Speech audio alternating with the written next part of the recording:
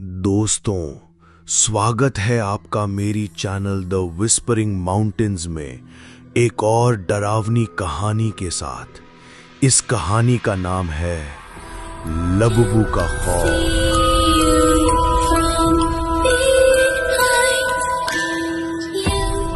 लबुबू एक ऐसी डॉल है जिसने कई घर तबाह किए और कई लोगों की जिंदगी में इसका बुरा असर पड़ा है। आज की कहानी भी कुछ इसी तरह से एक कपल की है जिनकी जिंदगी लबुबू ने तबाह की। तो चलिए शुरू करते हैं।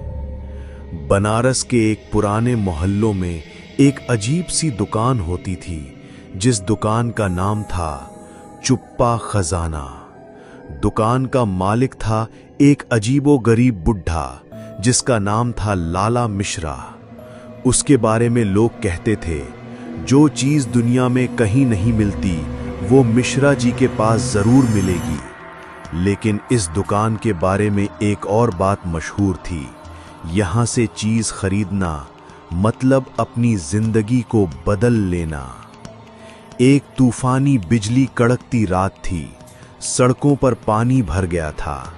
अनन्या और रोहित, एक जवान कपल, बारिश से बचने के लिए भटक रहे थे। तभी उनके सामने वो पुरानी दुकान आ गई।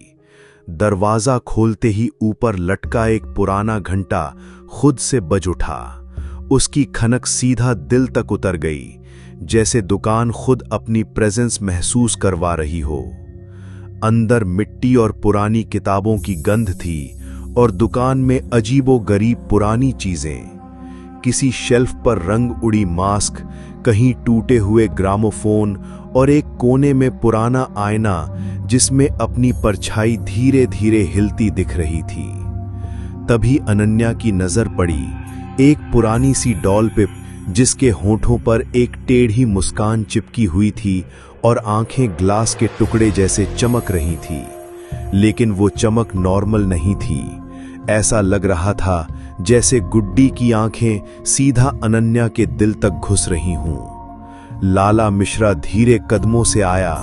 उसकी आवाज ठंडी और खुरदुरी थी। लाला मिश्रा बोला, आह, तुमने देख ली मेरी सबसे खास चीज।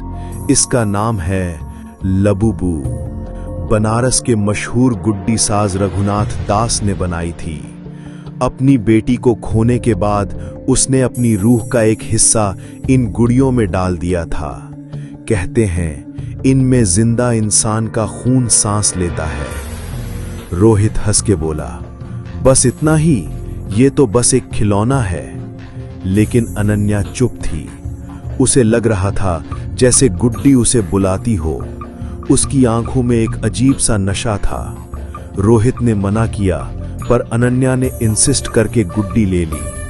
जाते वक्त मिश्रा सिर्फ एक लाइन कहकर मुस्कुरा दिया, सावधान रहना बेटा, लबुबू सिर्फ खिलौना नहीं है।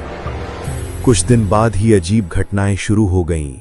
कभी लबुबू अपनी जगह से हिल जाती, कभी अनन्या के कान के पास कोई धीरे से फुसकारता, मैं यही हूं। अनाया ने रोहित से ये बातें बताई, लेकिन रोहित बोला, तुम्हें बस इल्यूजन हो रहा है। लेकिन फिर एक दिन उसने खुद देखा। रात के 3 बजे अनन्या बिस्तर से उठकर बैठी थी, गुड्डी को गोद में लिए, और हंसी रही थी। उसकी हंसी एक छोटी बच्ची जैसे थी, लेकिन आवाज 2 जगह से आ रही थी, एक अनन्या के होठों से और एक गुड्डी के होठों से। रोहित डर गया और उसने लबुबू के बारे में पता करना शुरू किया। वो उस दुकान पे गया जहां से उसने वो डॉल ली थी। मिश्रा जी ने उसे एक डायरी दे दी, रघुनाथ दास की डायरी। रोहित डायरी लेके घर आया और पढ़ना शुरू किया। डायरी लिखा था, उसकी एक बेटी थी जो छोटी उम्र में मर गई। उसने उसकी याद में गुड़ियां बनाना शुरू की। धीरे धीरे उसे लगने लगा कि बेटी की रूह गुड़िया में जिंदा है, लेकिन बाद में गुड़िया खुद उसे हुक्म देने लगी। डायरी के लास्ट पेज पर लिखा था, मेरी बेटी लौट आई है, पर अब उसे चुप करवाना मुश्किल है। डायरी बंद करते ही घर की बत्ती ब्लिंक करने लगी। कमरे के कोने से एक बच्ची की हंसी गूंज उठी। रोहित ने देखा अनन्या एक कोने में बैठी थी, गोद में लबुबू को लिए। लबुबू की आंखें अब चमक नहीं रही थी, बल्कि अंदर से जल रही थी। उसके होठों की टेढ़ी मुस्कान धीरे धीरे एक शैतानी हंसी में बदल गई।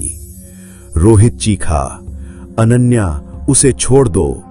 अनन्या ने पलटकर देखा, उसकी आंखें काली हो चुकी थी। उसने गुड्डी को जोर से अपने से चिपका लिया और बस इतना कहा, मैं और लबुबू अब अलग नहीं हो सकते। डर के मारे रोहित ने गुड्डी उठाई और जमीन पर पटक दी। गुड्डी 1000 टुकड़ों में टूट गई, लेकिन एक ठंडी हवा पूरे घर में चली और अनन्या बस एक चीख के साथ हवा में घुल गई। सुबह लोगों ने देखा, रोहित एक कोने में बैठा था, आंखें खुली पर बेजान। उसकी हालत ऐसी थी जैसे किसी ने उसका होश निकाल लिया हो।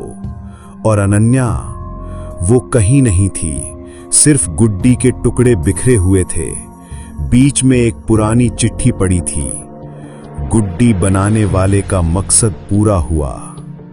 तब से बनारस के लोग कहते हैं कि अगर तूफानी रात में उस पुराने मोहल्ला से गुजरो तो तुम्हें एक लड़की की चीख सुनाई देगी, एक चीख जो हमेशा के लिए लबुबू के अंधेरों में कैद है। दोस्तों, कहानी यहीं खत्म होती है। उम्मीद करता हूं कि आपको लबुबू की कहानी पसंद आई होगी। कमेंट्स में जरूर बताएं कि स्टोरी कैसी लगी और चैनल को सब्सक्राइब करना ना भूलें। Good night.